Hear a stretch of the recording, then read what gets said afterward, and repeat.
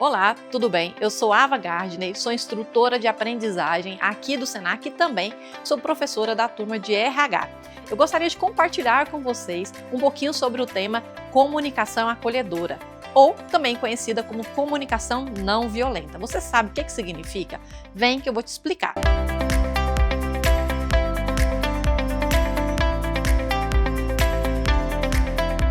A comunicação acolhedora, também conhecida como comunicação não violenta, tem como objetivo, no mundo corporativo, facilitar as comunicações de forma empática, entendendo o porquê daqueles diálogos e que a gente consiga, de forma assertiva, chegar a um ambiente de trabalho acolhedor. Diferentemente da comunicação tradicional, onde a gente fala muito sobre segmento de instruções apenas, aqui não.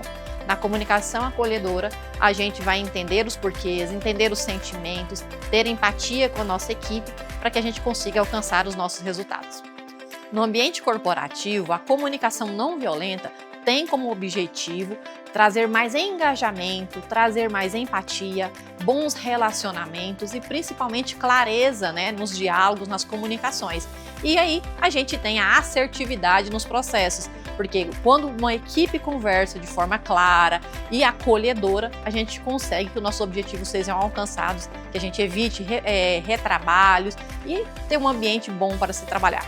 A comunicação não violenta, ela possui 4 passos e para começar nós vamos falar sobre a observação. A partir do momento em que eu, quanto líder, ou faço parte de uma equipe, eu observo o que está acontecendo ao meu redor, eu tenho mais direcionamento do que eu preciso ou não fazer. Então, a gente precisa primeiro observar o cenário, observar o porquê dos processos, para que a gente consiga entender o que a gente deve fazer diante daquela situação, diante daquela informação que está chegando até nós. O segundo passo é a expressão dos sentimentos. Ava, do porquê desse termo, Por que a gente tem que expressar os nossos sentimentos? A partir do momento em que a gente observa o que está acontecendo, a gente precisa compartilhar o que os nossos sentimentos dizem de acordo daquela situação. E a partir dessa transparência, da gente compartilhar esses sentimentos, a gente consegue entender até onde nós podemos atuar e perceber se aquilo também é nítido para todos. E isso vai melhorar ainda mais o nosso ambiente de trabalho. O terceiro ponto é a identificação das necessidades. Quando eu identifico qual a necessidade de cada um dos departamentos, necessidade de cada um dos colaboradores, eu consigo, de uma forma mais assertiva, trazer soluções para que essas pessoas estejam num ambiente favorável de trabalho.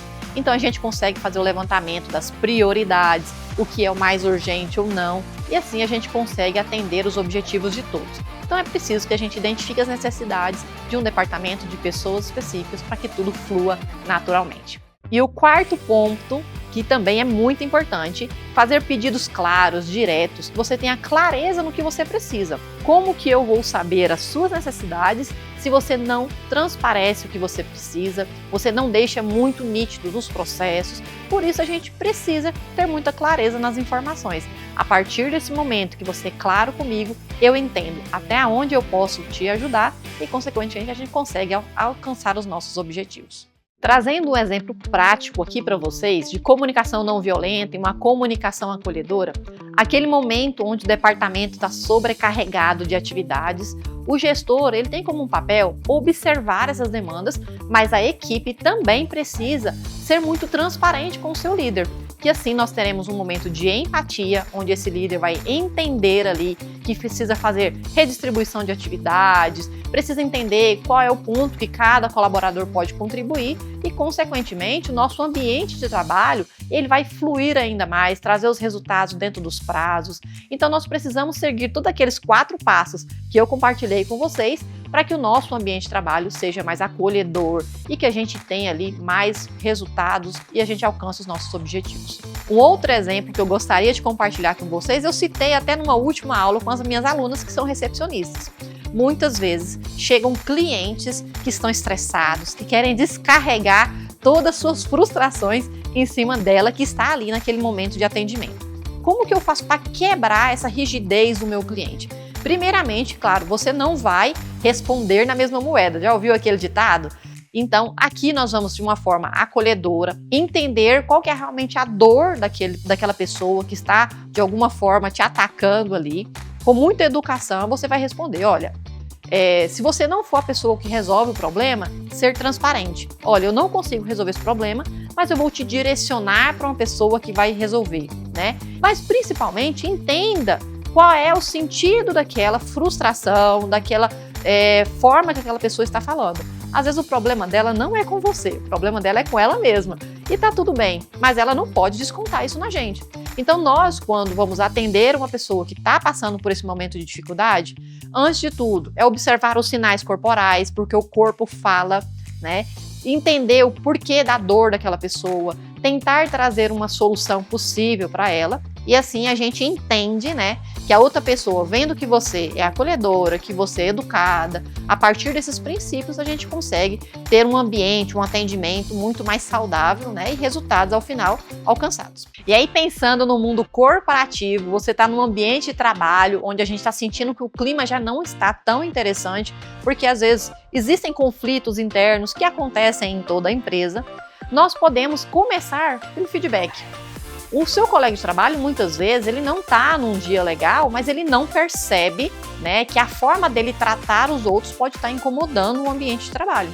Então, nada melhor do que a gente ter uma conversa clara e objetiva, falando, entendendo o porquê daquela comunicação talvez um pouco mais ríspida, aquela comunicação um pouco mais violenta, né?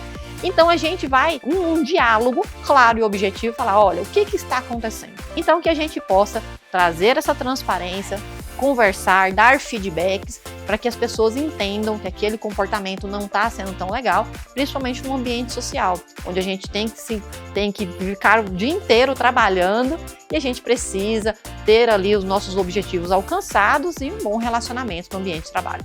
Quando falamos de liderança nesse mundo corporativo, ele tem papel primordial de colocar em prática aqueles 4 pontos que nós falamos ali atrás, onde ele tem que observar a sua equipe, identificar possíveis conflitos, né, comunicações que estão ali tendo ruídos e principalmente propor para essa equipe possibilidades de melhoria para que tudo flua naturalmente. Então esse líder tem que passar por treinamentos, tem que ter realmente empatia com a sua equipe, uma escuta ativa para que ele entenda o que está acontecendo na prática, porque quando nós nos tornamos líderes, muitas vezes nós saímos da parte operacional.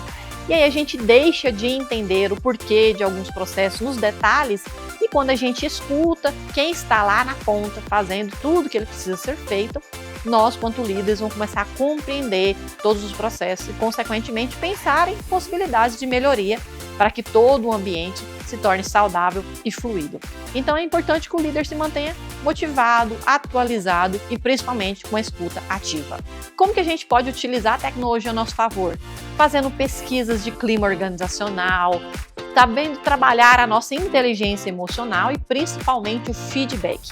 A partir dessas ferramentas, a gente consegue entender realmente como está o nosso clima, entender os pontos que precisam melhorar, principalmente a parte de comunicação, e a partir daí a gente pode melhorar o nosso clima e trazer mudanças para o mundo corporativo.